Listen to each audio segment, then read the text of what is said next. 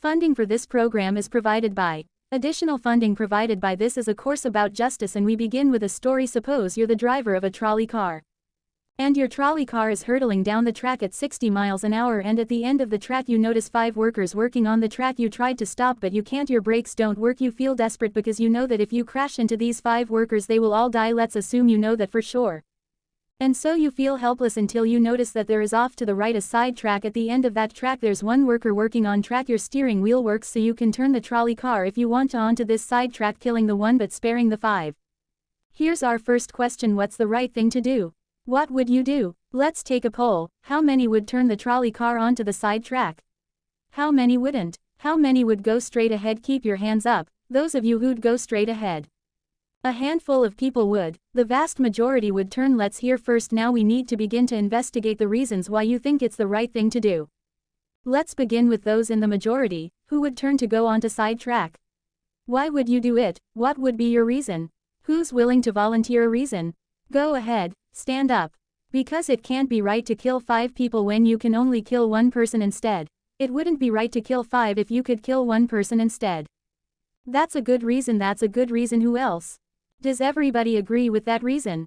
Go ahead. Well, I was thinking it was the same reason. It was on 9/11. We regard the people who flew the plane into the Pennsylvania field as heroes because they chose to kill the people on the plane and not kill more people in big buildings. So the principle there was the same on 9/11. It's tragic circumstance, but better to kill 1 so that 5 can live. Is that the reason most of you have? Those of you who would turn, yes. Let's hear now from those in the minority, those who wouldn't turn. Well, I think that same type of mentality that justifies genocide and totalitarianism. In order to save one type of race you wipe out the other. So what would you do in this case? You would, to avoid the horrors of genocide, you would crash into the 5 and kill them. Presumably yes. Okay, who else? That's a brave answer, thank you. Let's consider another trolley car case and see whether those of you in the majority want to adhere to the principle. Better that 1 should die so that 5 should live. This time you're not the driver of the trolley car, you're an onlooker standing on a bridge overlooking a trolley car track, and down the track comes a trolley car. At the end of the track are 5 workers. The brakes don't work. The trolley car is about to careen into the 5 and kill them, and now you're not the driver. You really feel helpless until you notice standing next to you leaning over the bridge is a very fat man. And you could give him a shove. He would fall over the bridge onto the track right in the way of the trolley car. He would die, but he would spare the 5. Now, how many would push the fat man over the bridge? Raise your hand. How many wouldn't? Most people wouldn't. Here's the obvious question: what became of the principle better to save 5 lives even if it means sacrificing 1? What became of the principle that almost everyone endorsed in the first case? I need to hear from someone who was in the majority in both cases. As how do you explain the difference between the two? The second one, I guess, involves an active choice of pushing a person and down, which I guess that person himself would otherwise not have been involved in the situation at all, and so to choose on his behalf, I guess, to involve him in something that he otherwise would have. This escaped is, I guess, more than what you have in the first case, where the 3 parties, the driver and the 2 sets of workers, are already, I guess, in this situation. But the guy working, the one on the track off to the side, he didn't choose to sacrifice his life any more than the fat guy did he? That's true, but he was on the tracks. This guy was on the bridge. Go ahead, you can come back if you want. Alright, it's a hard question, but you did well, you did very well. It's a hard question. Who else can find a way of reconciling the reaction of the majority in these 2 cases? Yes, well, I guess in the first case where you have the 1 worker and the 5, it's a choice between those 2, and you have to make a certain choice, and people are going to die because of the trolley car. Not necessarily because of your direct actions. The trolley car is a runway thing, and you need to make in a split-second choice, whereas pushing the fat man over is an actual act of murder on your part. You have control over that, whereas you may not have control over the trolley car. So I think that it's a slightly different situation. Alright, who has a reply? Is that, who has a reply to that? No, that was good. Who has a way? Who wants to reply? Is that a way out of this? I don't think that's a very good reason, because you choose. Either way, you have to choose who dies, because you either choose to turn and kill a person, which is an active conscious thought to turn, or you choose to push the fat man over, which is also an active conscious action. So either way you're making a choice. Do you want to reply? Well, I'm not really sure that that's the case. It just still seems kind of different. The act of actually pushing someone over onto the tracks and killing them, you are actually killing him yourself. You're pushing him with your own hands. You're pushing in. That's different than steering something that is going to cause death into another. You know it doesn't really sound right saying it now when I'm up here. No, that's good. What's your name? Andrew. Andrew, and let me ask you this question, Andrew. Suppose standing on the bridge next to the fat man, I didn't have to push him. Suppose he was standing over a trapdoor that I could open by turning a steering wheel like that, would you turn it? For some reason that still just seems more wrong. I mean, maybe if you just accidentally leaned into this steering wheel or something like that. Or say that the car is hurtling towards a switch that will drop the trap, then I could agree with that. Fair enough. It still seems wrong in a way that it doesn't seem wrong in the first case to turn, you say, and in another way, I mean in the first situation you're involved directly with the situation, in the second one you're an onlooker as well. So you have the choice of becoming involved or not by pushing the fat man. Let's forget for the moment about this case. That's good, but let's imagine a different case. This time you're doctor in an emergency room. And 6 patients come to you. They've been in a terrible trolley car wreck. 5 of them sustained moderate injuries. 1 is severely injured. You could spend all day caring for the 1 severely injured victim, but in that time the 5 would die, or you could look after the 5, restore them to health, but during that time the 1 severely injured person would die. How many would save the 5 now as the doctor? How many would save the 1? Very few people, just a handful of people.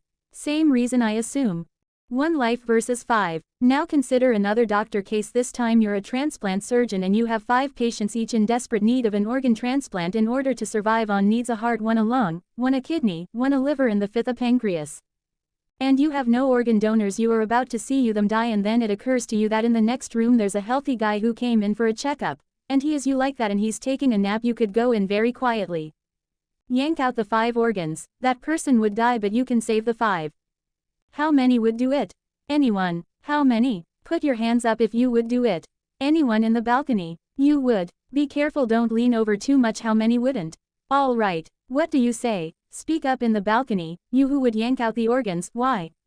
I'd actually like to explore slightly alternate possibility of just taking the 1 of the 5 he needs an organ who dies first and using their 4 healthy organs to save the other 4. That's a pretty good idea. That's a great idea, except for the fact that you just wrecked the philosophical point. Let's step back from these stories and these arguments to notice a couple of things about the way the arguments have began to unfold. Certain moral principles have already begun to emerge from the discussions we've had, and let's consider what those moral principles look like. The first moral principle that emerged from the discussion said that the right thing to do, the moral thing to do, depends on the consequences that will result from your action at the end of the day. Better that 5 should live even if 1 must die. That's an example of consequentialist moral reasoning. Consequentialist moral reasoning locates morality in the consequences of an act, in the state of the world that will result from the thing you do. But then we went a little further, we considered those other cases, and people weren't so sure about consequentialist moral reasoning when people hesitated to push the fat man over the bridge or to yank out the organs of the innocent patient. People gestured towards reasons having to do with the intrinsic quality of the act itself. Consequences be what they may.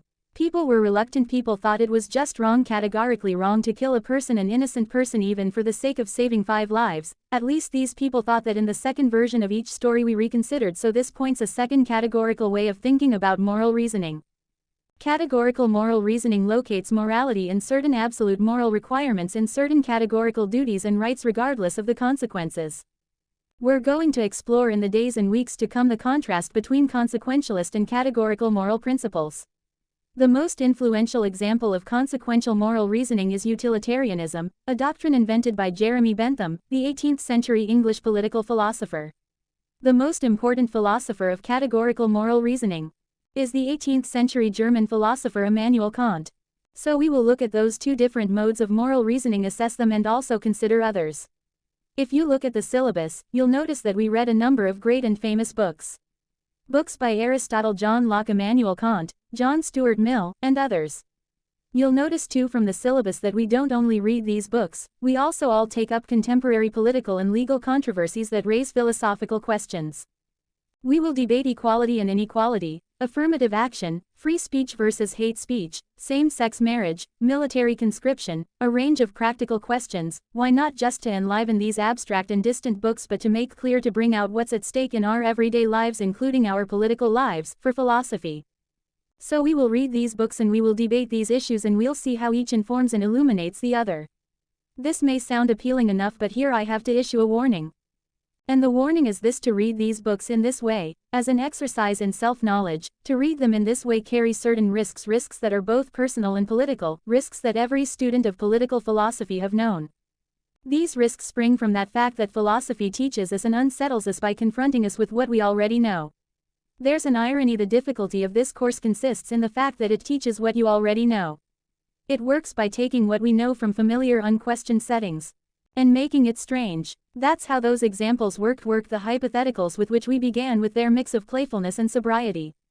It's also how these philosophical books work. Philosophy estranges us from the familiar not by supplying new information but by inviting and provoking a new way of seeing. But, and here's the risk, once the familiar turns strange, it's never quite the same again. Self-knowledge is like lost innocence: however unsettling you find it, it can never be unthought or unknown. What makes this enterprise difficult but also riveting is that moral and political philosophy is a story, and you don't know where this story will lead, but what you do know is that the story is about you. Those are the personal risks. Now what of the political risks? One way of introducing a course like this would be to promise you that by reading these books and debating these issues you will become a better, more responsible citizen.